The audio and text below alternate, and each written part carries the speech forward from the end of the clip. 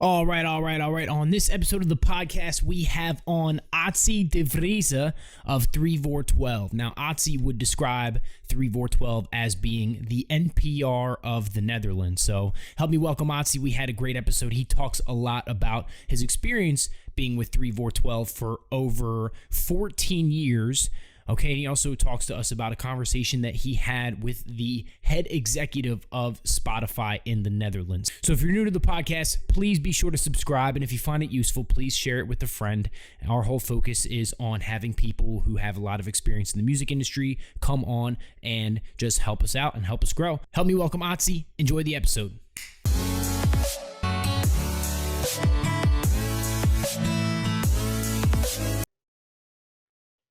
All right, everybody. Thank you for tuning into the podcast. If you are new here, welcome. If you are listening again, thank you for coming back. We are joined today by Atze de Vrieze from the Netherlands, coming from, how do you say it? Is it 3voor12 or did I butcher it? Is that how you say it? Yeah, absolutely. Yeah, that's what it is. Yeah. Awesome. Okay. Well, hey, man, thank you for coming on. This is very cool. We had a bit of a chat like right before here, just kind of getting into what it is you guys do. Now, tell our listeners what it is that 3voor12 is about.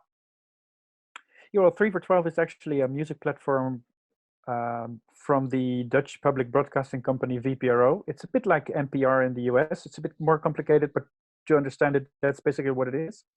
And we started our platform way back in 1998, actually, because we didn't get the right opportunities to do what we want on the public radio station that we were on at the time. We're still on that radio station, but we saw much more opportunities, especially for alternative music, underground culture, things like that on the internet. And of course, you have to think back in 1998, there was no such thing as Spotify. There was no YouTube. There were no real proper opportunities to do music streaming at all. Mm-hmm. So we just tried whatever we could to pioneer what was possible at that time. Yeah. So that's what we do, and at the moment, through the years, we've grown into a music platform that does journalism, but also coverage of festivals. Like we're filming main stages, etc. We're a platform that's trying to be everywhere on TV, radio, online as well.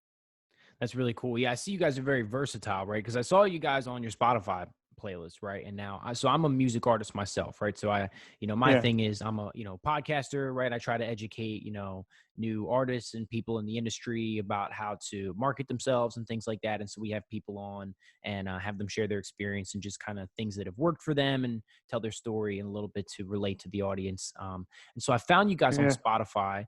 And I saw that you guys have over 70,000 followers across all of your Spotify playlists, right? And and so I searched for you guys online. I searched for your website, and I saw you guys are much more than just playlists. Well, actually, the playlists on Spotify are basically started out as a kind of a side project for something I was doing. I was doing a podcast every week, and I was just playing new tracks. 2 hours, and I would just play whatever I like and share some enthusiasm with my listeners. And what I did after I finished, I just put the 10 tracks I put in that hour into a Spotify playlist. And that Spotify playlist grew and grew and grew. And back that was really at the start of Spotify. So there weren't that many Spotify curated playlists. They didn't really do that like they do it now. Mm-hmm.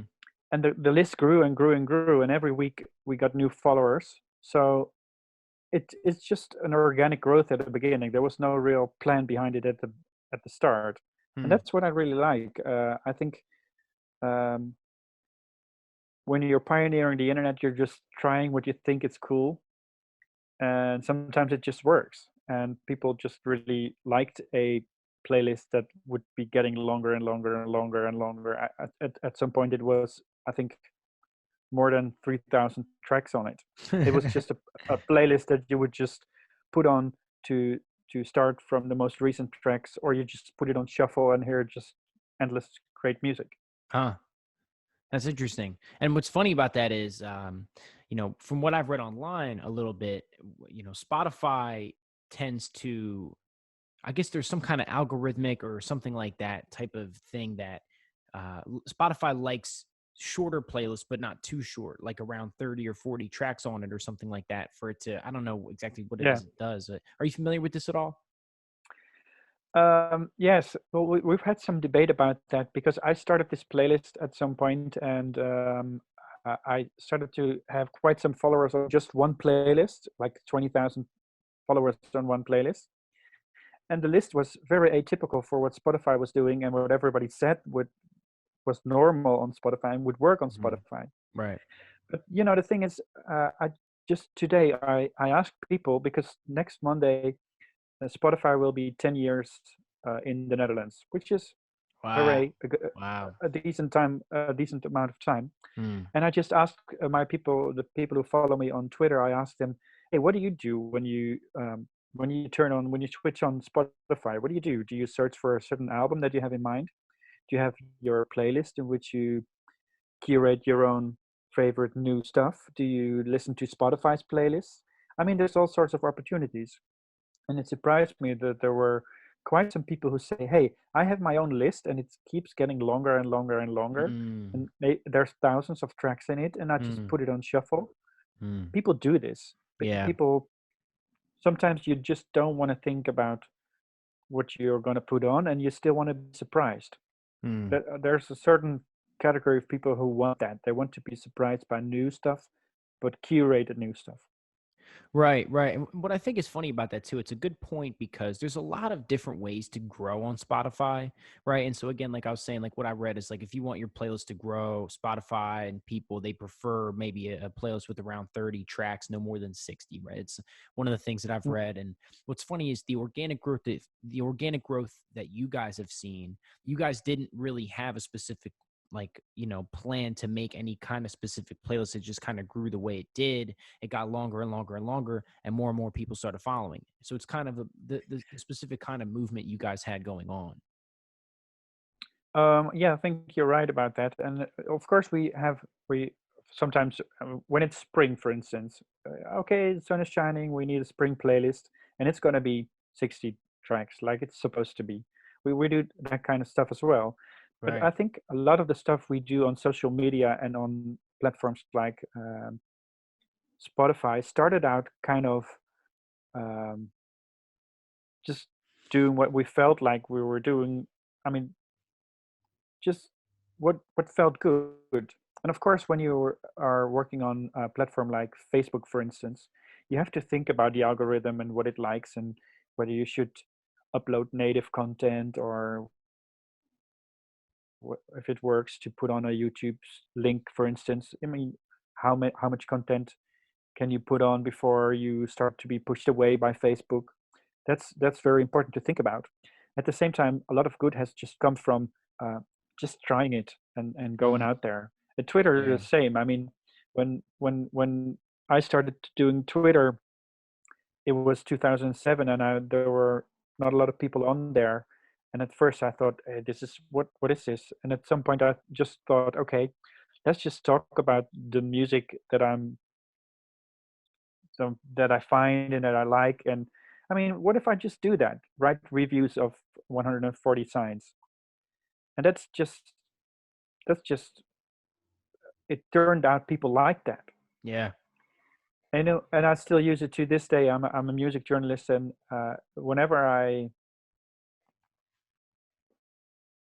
put out an article and people are responding to it, I just try to interact as much as possible, and it just feels natural. Mm.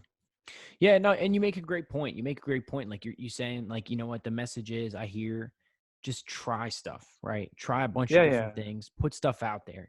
Don't not put stuff out there or don't try to be so in the line of what the algorithm is or from what you've read online, only put 30 songs on the playlist, only make this type of content, only make that type of content, make all the types of content that you can think of, put it on as many different platforms as you can think of, keep coming up with ideas, stay creative, stay consistent. And over time, these things do start to grow and they do kind of manifest in their own way. Yeah, of course you can say that some things do work on certain platforms, and you of course you should educate yourself and think Right. about what works and what doesn't. I feel blessed in a way because I work in a as I said, I work in a public broadcasting company, Mm, and it is very strict in some ways. There's a lot of fear of trying new stuff, and it always mm, takes some time to do stuff. And we I have been in a position to we with 3 for 12 as well have tried a lot of new stuff before we could officially do it. mm, And mm. it most of the times it's interesting because you just think, okay, this is an interesting platform. Our people are here, our audience is here. Why don't we go here? Because I mean, when you're a public broadcasting company, you're probably very I mean, you don't want other people to just use your content without permission, etc. So most of the times public broadcasting companies are pretty protective of what they do, and of course they should be. At the same time, I mean, you can also find lots of ripped videos from our video broadcasts during festivals, Yeah. uh, and you know what can you do? It's what it is. It's how it Yeah. works. I mean, Yeah. of Yeah. course, for instance, we once did a broadcast for a show, a legendary show by Arcade Fire at Pinkpop Festival in the Netherlands. Mm, It was an amazing show because I mean we were really looking forward to it, but just as the show rolled out, there was this giant storm, and I mean like really giant. The sky turned absolutely pitch black, and it wasn't supposed to be dark at all. The band played on, and at the same time there was a main stage on the other side. People were like sitting with their hands on their head because they were warned like the lightning would be dangerous, and Arcade Fire played on, and the show was amazing, and at the end they cut it short because it was too dangerous. yeah. We could broadcast this show live, only live, not on demand. Somebody ripped it and it's still on there. It's amazing to see, and probably the band doesn't really mind having it out there. I mean, Right. Well, that's that's the thing about, bootleg and stuff like that. Like it can grow your fan base. You know what I mean? Like you might be missing out on the direct money from the sale of it, but at the same yeah. time, it could really contribute to your growth. I was reading, in a book not long ago, it was talking about how Ed Sheeran or something like that, like blew up off of a lot of bootlegs, and there was another band I was reading about, and they were gaining some traction in a town, and it was all from one guy sharing a bunch of bootleg stuff, and then it just got to that guy and that guy, and it was the same bootleg file just being boop boop boop boop. And so at the same time, at least it's different for a broadcast company, because at that point it gets a little bit corporate. Once you get corporate involved, a lot of legal stuff involved and airplay and things like that, it could be a lot different. But at least for Yeah. yeah. Yeah, because every time we record an artist, of course, we have to do it with permission of the artists themselves, and there's Mm, record companies involved. yeah. I mean, and also what bands and what labels want changes every year because at some point they want to be streamed on YouTube because YouTube is the place they want to be.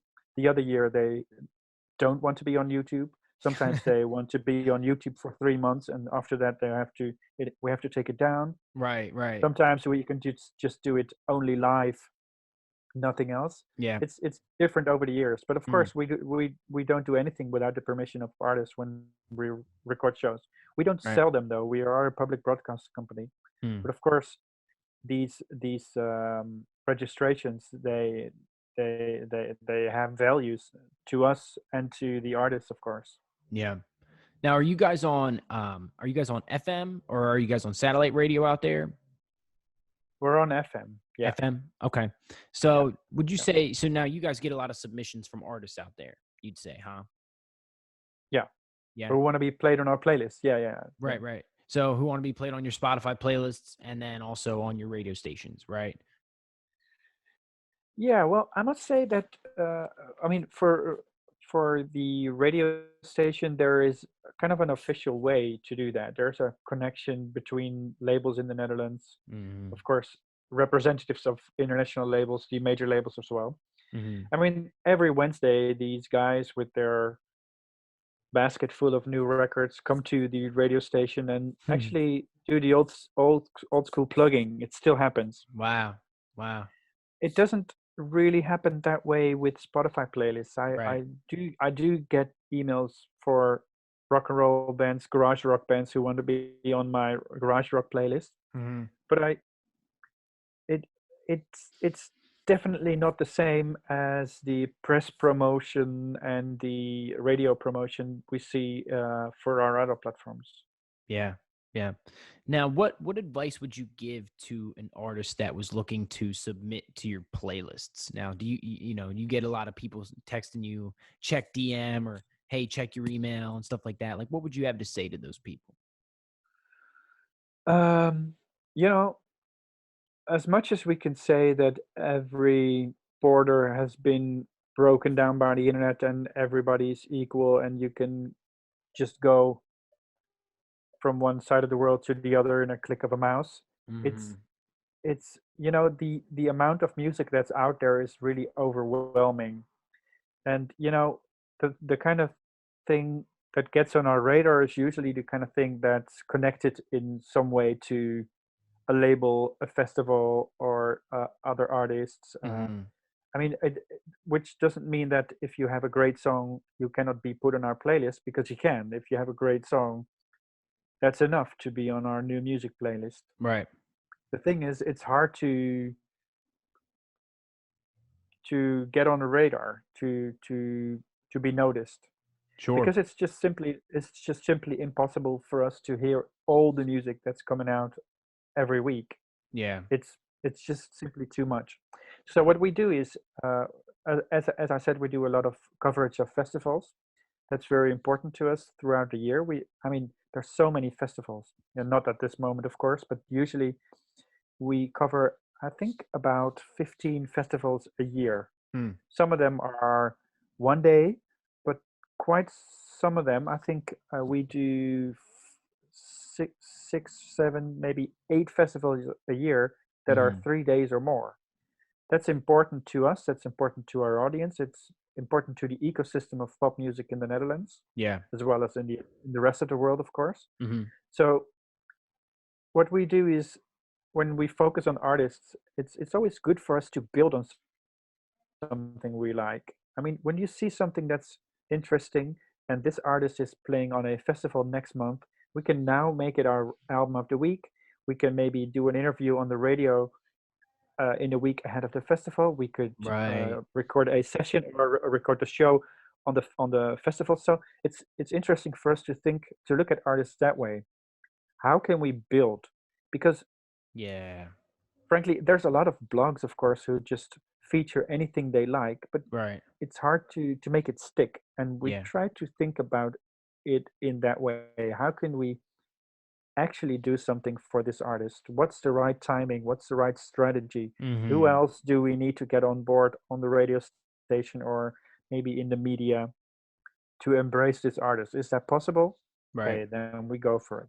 Right, right. So somebody's kind of created a little bit of buzz for themselves, a little bit of popularity for themselves. They have their own fan base and everything like that already. Maybe they're featured on, maybe they got this tour that they're doing, or they're featured as a on a festival. Maybe they're opening or they're headlining for a festival, and they've created a little bit of a machine that's running now, and they're buzzing on Spotify. Maybe they got posted up on some kind of blog, and there's something that they built. Now you guys can Yeah. build on top of that. And so you're saying, yeah, maybe we can feature you on the headline of one of our playlists or something like that and just build off of what you're doing.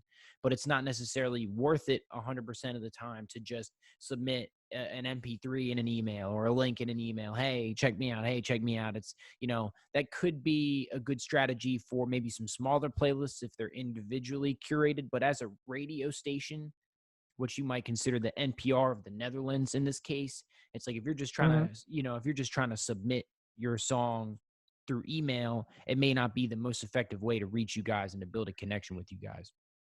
What we do, we kind of do that, but mostly we try to focus on local music then, because Mm-hmm. when a local band has no buzz at all, we can start the buzz. But when a band is from, say, Chicago, and we just put it on our playlist, nothing happens. You know, Right.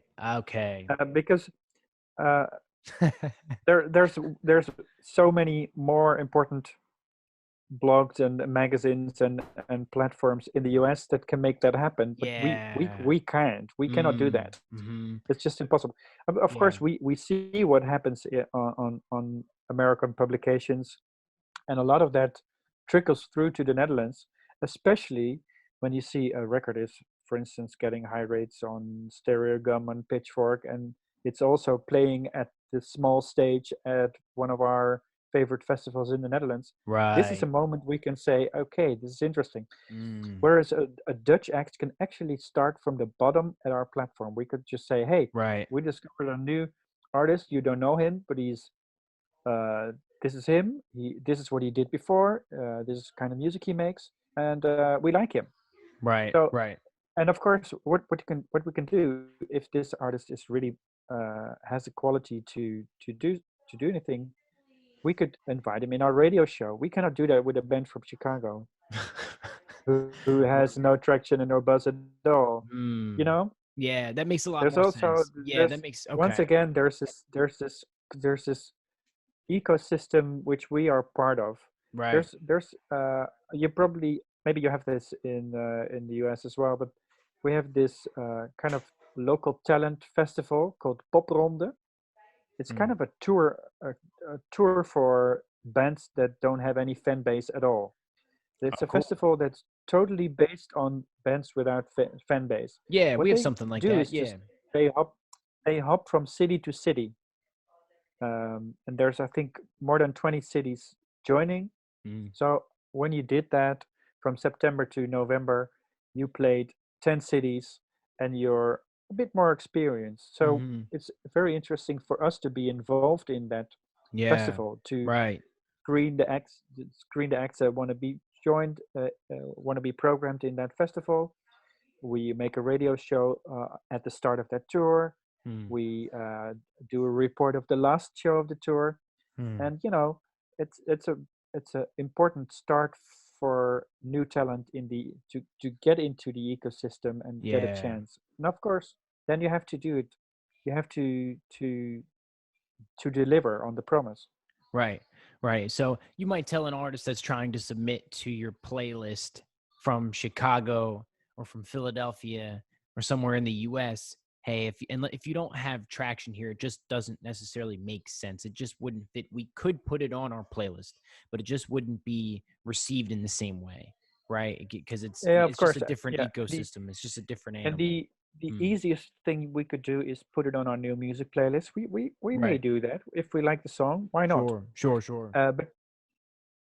But for radio, I mean, radio, of course, the playlist for our radio show contains about 10 songs, which means 10 songs, 10 new songs from which we say, okay, these are important for us. We have to play them this week. And some of them we play every day, some of them we play 2 or 3 times, but these are the songs that we are actually connecting ourselves to. And of Yeah. course, apart from those songs, you play a song by Kraftwerk because Florence Schneider has died. We Mhm. play, you play a lot of other stuff, but Right. there's this playlist containing about 10 songs, which you said these are important. Hmm. That's only 10 songs, whereas there every Friday we see hundreds of songs coming out. Of course, it just makes sense for us to play those songs and to connect to those songs that we see potential in and Right. have the that have the opportunity to cross over to a bigger audience than ours. Right, right, absolutely. No, that makes a lot of sense. That makes a lot of sense, and I think I think that there's a lot of opportunity for artists out here in any country, anywhere you're at. There's a lot of opportunity. I think it's a good point to start where you're at and to start building that that listener base there, right? For example, for me, I've seen like on my analytics on my Spotify for artists um, homepage, Yeah, right? Like I see, of course, I'm gaining more traction in my country, but then there's also a little bit of listeners, maybe there's a few hundred here, a couple hundred there, right? But if you're gonna go ahead and try to build more traction somewhere else, right? Like trying to submit to, um, a playlist that's outside of your country, maybe it doesn't make the same amount of sense right away. Maybe it does work, but your mileage may vary. Um, Now, what are some U.S. artists that are buzzing right now over where you're at in the Netherlands? Ooh, I mean, there's a lot of them, of course. Mm-hmm. When you look at the festival circuit, I mean, there's so many American bands playing, usually playing Europe, and I mean, we're always interested in US music, Yeah, whether it's mainstream music or indie rock. What you see is when you're an underground band or an indie rock band, sometimes it takes years and years and several records to actually really get noticed. yeah. For instance, a band like Big Thief, who have released several records, or maybe no, maybe even a better example, the War on Drugs is a very big band in the Netherlands right Ah, now. okay, It okay. it took them 4 albums to do that, and they toured the Netherlands. They played small venues. They sometimes ended up on a festival, but the big audience only noticed them when they put out album number 4, I think. Mm-hmm. It just takes years and years to build. At the same time, there's always very much interested in American music still to this day, and I hope actually after the crisis we will see them back, because we we are counting on American bands not being able to tour Europe for quite a while, and Yeah, that's sad. yeah. I know. It'd be really cool to come out there. It'd be really cool to come out there once this all dies down. Visit you guys, see the station and everything. That'd be really cool. Yeah, yeah, yeah, yeah, Yeah, yeah. yeah, yeah. So, what kind of band are you in? So I'm actually a rapper. I'm a You're rapper. a rapper, yeah. Yeah, so I'm a rapper slash songwriter. It's I don't, I do more like pop rap, you could call it. That's the way I like to Hmm. look at it. Yeah, yeah. So now what? Now, so is the top 10 out there taken up by mostly U.S. people, or is it mostly Netherlands based?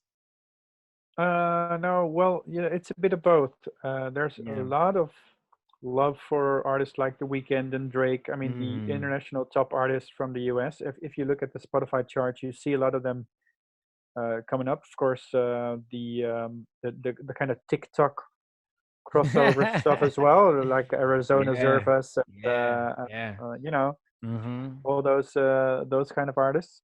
Yep. At the same time, there's some very big, especially uh, Dutch hip hop, in Dutch spoken hip hop as well, Hmm. is very big in recent years. But Mm. also mainstream pop or alternative pop. I mean, there's a lot of, especially in the last 15 years, we've seen quite some local artists grow into bigger audiences, playing 5,000, 10,000 capacity venues in the Netherlands, which Right. is quite amazing to see. At the same time, I think we're very much aware of what's popular in the US. Right, right, definitely. No, I think so. I think so. Now, okay, now what is your specific role at the radio station? Uh, for me, I've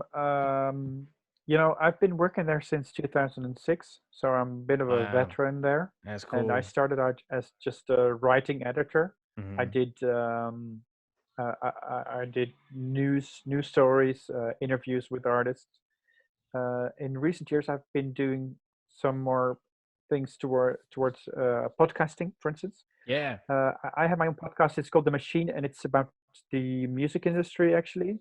Because I think most of my colleagues, music journalists, I mean, their territory is writing or talking about the music itself Hmm. and about what makes it great or doesn't make it great. Right. But I think, to me, it's very interesting to take a more journalistic approach towards the industry as well, because it's very important, the mechanisms, the ecosystem, things that I Mm. talked about in this podcast as well. Yeah. How does it work? For instance, uh, the creation of a lineup for a festival. There's so much politics behind that. There's so Yeah. much knowledge you have to have about the logistics of touring, things Wow. like that. And I Yeah. think it's really interesting to tell these stories as well. And it surprises me how many regular music fans also Mm. like to hear these stories. Yeah, that's pretty interesting.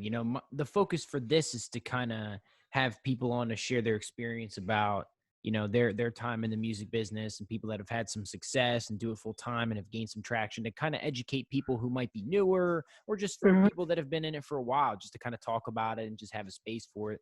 And Yeah. so that's interesting. So yours is kind of like the mechanics of the business as well, and you find that regular average listeners do also find it interesting. That's very cool.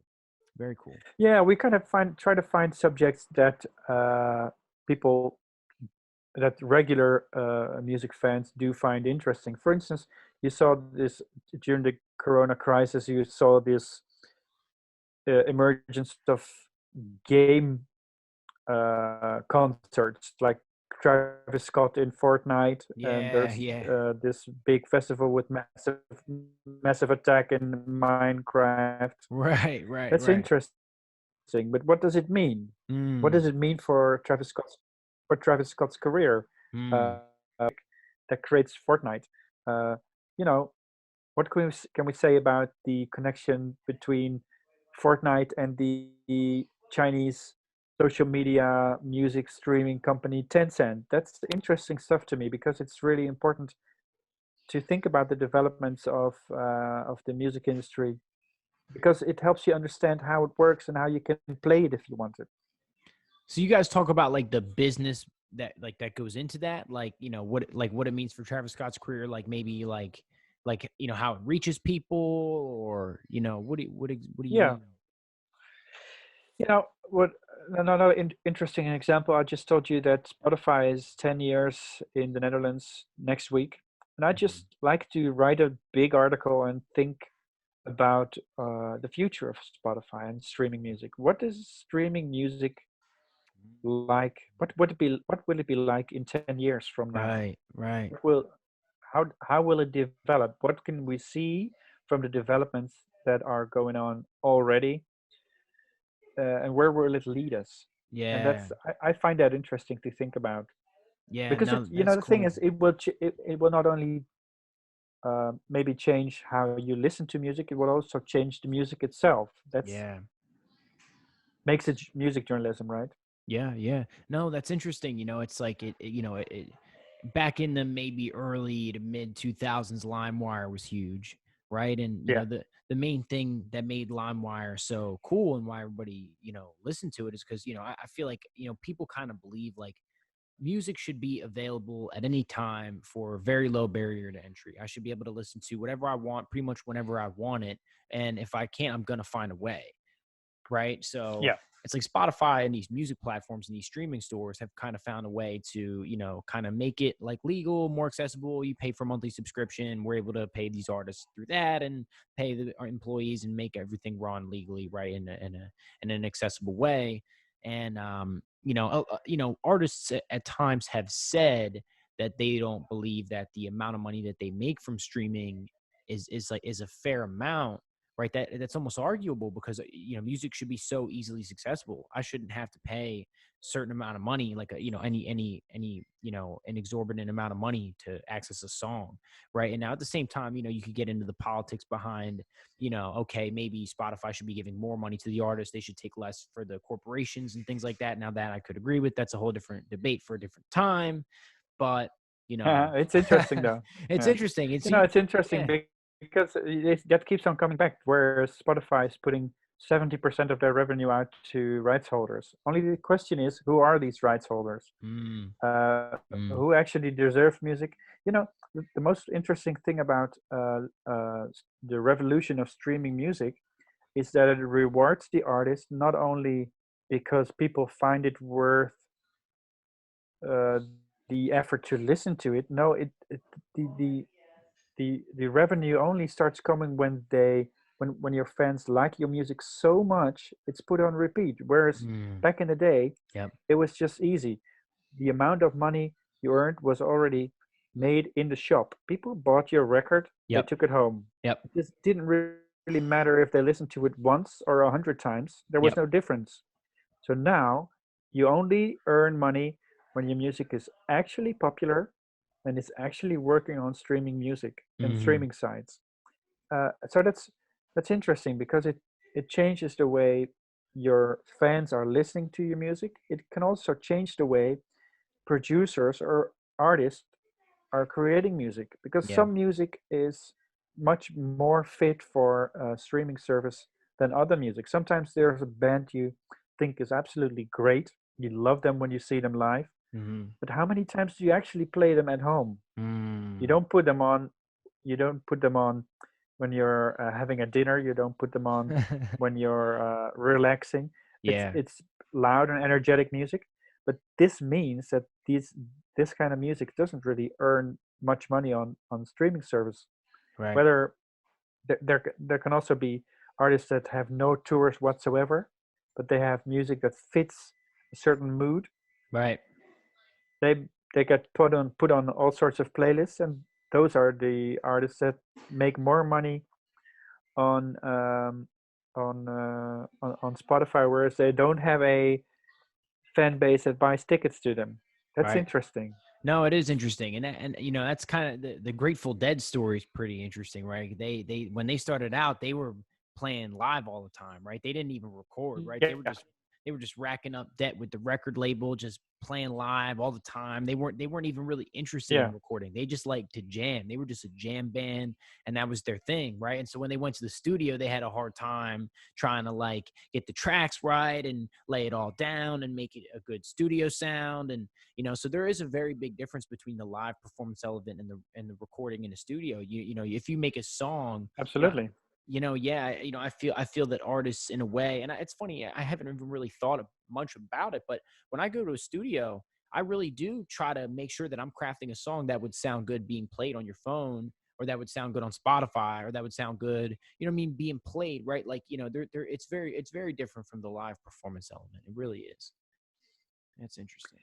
Yeah, you do think about the production and how it would sound on your phone. I mean, it's interesting because it's always been like that, of course. I mean, Mm, Motown records back in the day, yeah. they tried all their records on car stereos because it had to sound great in your car. If it wouldn't sound great in your car, it wouldn't be a hit, because Yeah. that was where hits are made. Yeah. These days, you have a hit when you sound great on the crappy speakers of your built-in speakers of your telephone. Yep. Yep. It's And at this true. and no, and at the same time, that does something to the ecosystem of music. When everybody's trying to make songs that'll sound good on a streaming site, right? Everything starts to go in a certain Yeah, direction, right? Like you see a yeah, lot that's less of the, absolutely true. like you see a lot less of the improvisation. You see a lot less of the jam band. And you see a lot less Yeah, of the live act. And you don't really think much about that, but everything really is studio crafted and, auto-tune vocals. And personally, I have no issue with that. That's what I do. You know what I mean? But, you know, uh-huh. it does do something different to the ecosystem in general. I think back in the, maybe 60s, 70s, maybe 80s, right? You had bands were much more, typical, and nowadays it's very much different. Yeah. Interesting. Yeah, at the same time, live music has never been as important as it is right now. I mean, we see Yeah. it now that everything has collapsed at the same time. Yeah. We miss it, and we also realize how important it is to the economy of music. Yeah. There's loads and loads of bands who deserve to. I mean, they, there's lots of relevant bands who just cannot sustain a career without playing live, and that's pretty intense. It's Yeah. at the same time, yeah, live music is important. Yeah. Yeah, and that's why, if any artists are listening or any playlist curators or anybody else in the industry is listening right now, um it's a matter of like finding those different outlets. This is really taking a time for me to kind of look inside and look at, the way, business is operating and, making sure that I have a presence across multiple platforms and have different outlets to go into. Just recently started the YouTube channel, just recently started a podcast and things like that. And just kind of making sure that I have as many different outlets as possible where I'm able to connect with listeners and connect with others in the industry and, different things like that. Right. Cause it's true, and there's a US rapper out here, Russ. I don't know if you're familiar with Russ. No, no, No. no, no, no. Okay. So Russ talks a lot about the music industry himself. He educates people big time on the industry. And one thing that he talks about is, he put out a tweet recently where he was like, "Listen, man, this is why you need to own the rights to your masters because we can't perform right now." And he was like, "I just made 150,000 off of streams last week." And so Yeah, yeah, yeah. so his point is like, listen, man, don't sell your soul to a label right off the bat. You know what I mean? Mhm. Like, make sure you got your business in order because, when things like this happen, you want to be prepared and you want to have a plan. So, Yeah, yeah. It can make a difference, of course, but I mean, it can work. It can work for other artists to sign a deal with a label as well. I mean, it's possible too. I think yeah. it's hard for artists to. I mean, when when you're talking about connecting to people in the industry and talking to trying to get into playlists like our playlists, Mhm.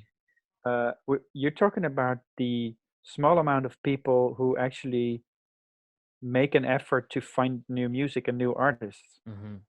That's actually a pretty small percentage of all the listeners on Spotify, for instance. Yeah. I just talked to the head of Spotify in the Netherlands today, and he told me that 50% of all the users on Spotify are just using Spotify's curated playlists. They are not Mm. looking for a specific title. They just put on a mood playlist or something that's been offered to them when they open up Spotify and they see, you know, weekend hits or morning coffee. That's what they play. That's how Right. they do it, and it's always been like that. Those are the same people who used to put on the radio and just be fed whatever the radio was putting out to them. Yeah. Just so Definitely. so that's this same kind of small ecosystem that's very hard to get into. Yeah. Yeah. No, you're right. And, another great thing about Spotify is, most people are tuning into the editorial playlists and things like that, right? The Spotify curated playlist, but also the algorithmic playlist and the release radar and the daily mix and the radio stations for Yeah, artists and things like that, which is where upcoming artists have an opportunity to get on. And so never before on any other platform has it been as easy to discover a new artist as it is now. You know what I mean? Like once you get enough data pulled in from being added to different playlists and being, streamed next to similar yeah, artists, and at the same time, you know. it's never been as hard because there's 50 million tracks on Spotify at this Mm, moment. yeah. And Spotify is always trying to improve your results and your their advice to you. I mean, Yeah. of course, Discover Weekly and things like that are very interesting things they do. But Hmm. of course, what if you look towards the future of streaming music, they would love to have more data about you. Hmm. Because I mean, it's interesting to see. Okay, you're playing jazz music every day from 5 to 5:30. Hmm. Okay, what are you doing when you play that music? Are you in a car? Right. Are you at home? Hmm. Are you in the kitchen? Are Yeah. you at the gym? It doesn't matter, right? Right. I mean, if they could know, uh, I mean, biometric information, the information that your body can give Mm. to Spotify, they would Yeah. love to have that. Right. You Right. are giving that information to maybe your smartwatch, right? Mhm. Your smartwatch knows your heartbeat. If if if Spotify would have that information, it would know the context of you playing jazz music every day at the same time. Yeah. You Yeah. know, Yeah. Yeah. that would make them more fitted to give you advices that would actually make sense to you. Wow. The more information they have, but they don't have that information. They just have the Right. information of you playing those records. That they have a lot of information about the use of music, but they Yeah. would love to have context. But they tried that a couple of years ago in 2015. They introduced Spotify Moments, in which they were asking you, "Hey, please share some more information with us about your life, so that we can, curate the music for you even better." Mm. And they had quite some backlash from that because people thought, "Hey, I don't want Spotify to know how I'm running and how fast. That's not a. Yeah. I don't trust you with that Yeah. information." But I'm very much used to that in using Google products, for instance. I mean, when you put an appointment in your Google Calendar, It pops up on Google Maps. You put the address on it, it's in Google Maps. You didn't give permission. It Mm, just these things are just connected to each other. yeah. If Spotify could create an ecosystem like that, they could improve on their algorithms and Yep. their their curation towards an individual listener. Yeah.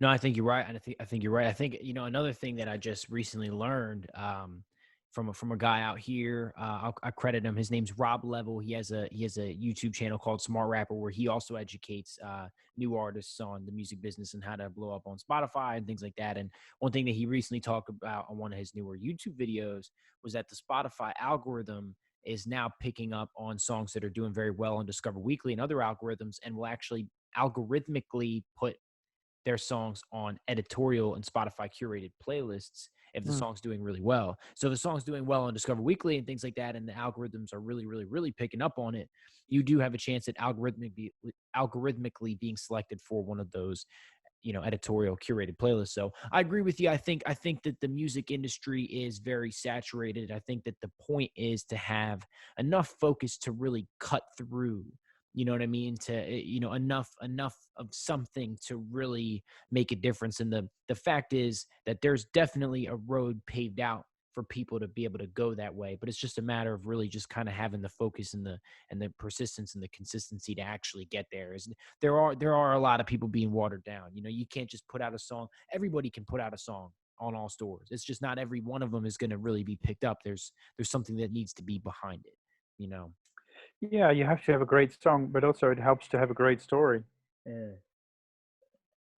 And Yeah. there's still human beings listening to those stories or transmitting those stories to a bigger audience. Those people are radio hosts. Those people are Yeah. music journalists. These Those are people human are beings. are also Yep. there's also. I mean, we're often talking about the algorithms of Spotify, but there's also a very important human component to Spotify, Yes. especially when you look at their new Music Friday. It's being curated by people. Yep. And Yeah. of course, they have the data which shows that Coldplay is a very big band on Spotify, and when Coldplay are putting on a new record, you should feature it. At the same time, there's a big human component to that. Yeah. Yeah, absolutely. Well, I feel like, excuse me, I feel like the algorithm is all based on human behavior, right? So it's like, you don't want to just look at it like, oh, the numbers can tell me this and this will happen. It's these numbers are people. So it's like if people are reacting well to the song, then your song will do well. So it's not necessarily a matter of like, oh, I'll just get tossed around and boom and you do this. And so it's not 100% linear, and music is a very subjective experience. So how people react to it is really, and how the algorithms react to it is really all based on subjectivity and how the listeners are responding. But I think you're very right. Very cool. Atze, this is cool, man. I'm glad that you came on. Now, what's something that you guys got going on over at the station right now? What do you guys have going on at 3voor12? Are there any upcoming things or releases that you'd like to talk about? The stupid thing is that, of course, everything we were looking forward to is, of course, being canceled. We Yeah. had a very big schedule, especially for June, for some big festivals we were going to cover. Oh, Biggest festival in the Netherlands is called Pinkpop, and I mean, Guns N' Roses were going to play there, and wow. you know, it's a huge band festival, and of course, all these things are canceled. At the same time, we try to do a lot of new stuff. I mean, we're doing the more journalistic coverage of the all the aspects of the Corona crisis. We're also doing streams from Amsterdam clubs, which of Hmm. course are empty, but we put on a program there's uh, even though there's no audience, and I mean just to support the local community and to